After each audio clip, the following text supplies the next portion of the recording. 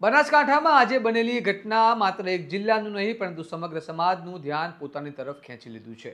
જ્યાં રબારી અને ચૌધરી સમાજ વચ્ચે થયેલી અથડામણ હવે હિંસક સ્વરૂપ ધારણ કરી ગઈ છે અને પ્રેમ લગ્નનો 1 વર્ષ જૂનો મુદ્દો ફરી ભભૂકી ઉઠ્યો છે।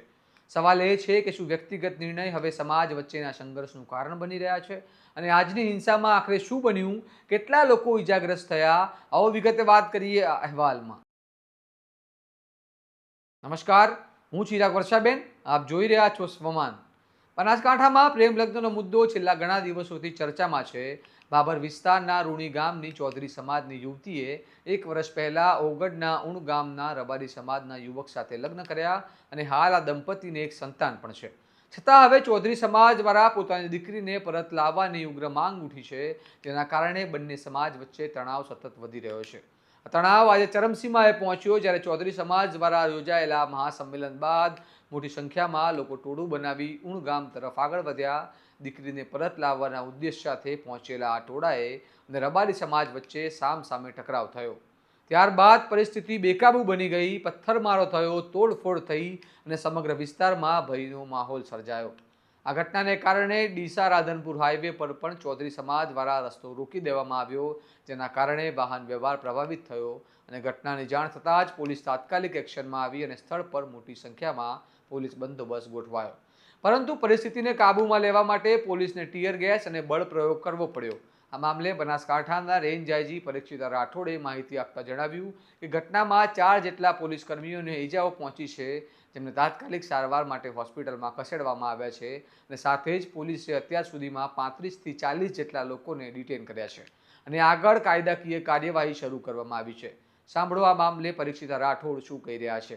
એટલે ચૌધરી સમાજ દ્વારા અહીંયા એમની એક જે જૂની મેટર હતી એને લઈને પોલીસ સાથે સંઘર્ષમાં ઉતરેલા હતા અને લગભગ 2.5થી 3 કલાક જેટલી પોલીસ દ્વારા એમને સમજાવટ કરવામાં આવી હતી।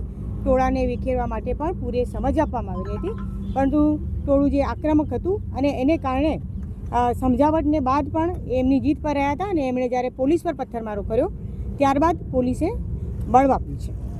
સાહેબ, આ સમગ્ર ઘટનામાં કેટલા પોલીસ કર્મી ઇજાગ્રસ્ત?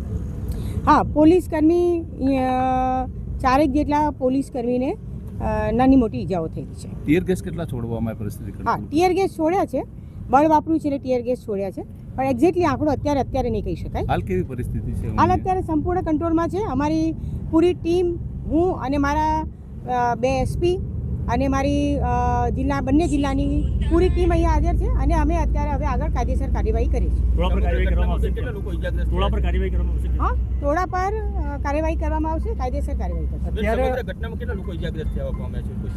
સમગ્ર ઘટનામાં પોલીસના 4 માણસો છે અને બીજા જે ટોળાએ જે પથ્થરમારો કર્યો એમાં પણ એ જ સમાજના જે માણસો છે એવા પણ 4-5 જણા ઇન્જર્ડ થયા।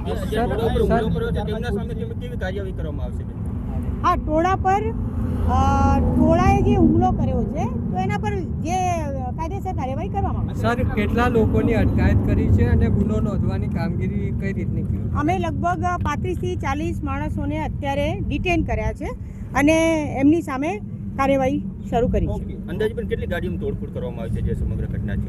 અંદાજે ગાડીઓની તોડફોડમાં તો એ પણ અમારે હજુ એક્ઝેક્ટલી જોવું પડશે। એ જોયા એ અત્યારે આ સમગ્ર ઘટના હવે એક મોટો સામાજિક અને કાયદાકીય સવાલ ઊભો કરે છે। શું પ્રેમ લગ્ન જેવી વ્યક્તિગત બાબત હવે સામાજિક ટકરાવનું કારણ બની રહેશે? અગાઉ પણ આવી જ ઘટના સામે આવી હતી, જ્યારે રબારી સમાજની યુવતીએ ચૌધરી સમાજના યુવક સાથે લગ્ન કર્યા બાદ ઉગ્ર વિરોધ થયો અને અંતે દીકરીને પરત લાવવામાં આવી હતી અને હવે ફરી એકવાર એ જ પ્રકારનો વિવાદ સામે આવ્યો છે। જો આવી પરિસ્થિતિ ચાલુ રહેશે તો સમાજ વચ્ચેનું અંતર વધશે અને રાજ્યની શાંતિ અને કાયદો વ્યવસ્થા માટે મોટો પડકાર ઊભો થઈ શકે છે।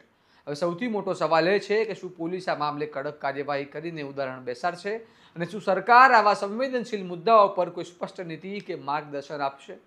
અંતે વિચારવાની વાત એ છે કે વ્યક્તિગત જીવનના નિર્ણયોને સન્માન આપવું જોઈએ કે સમાજના દબાણને પ્રાથમિકતા આપવી જોઈએ?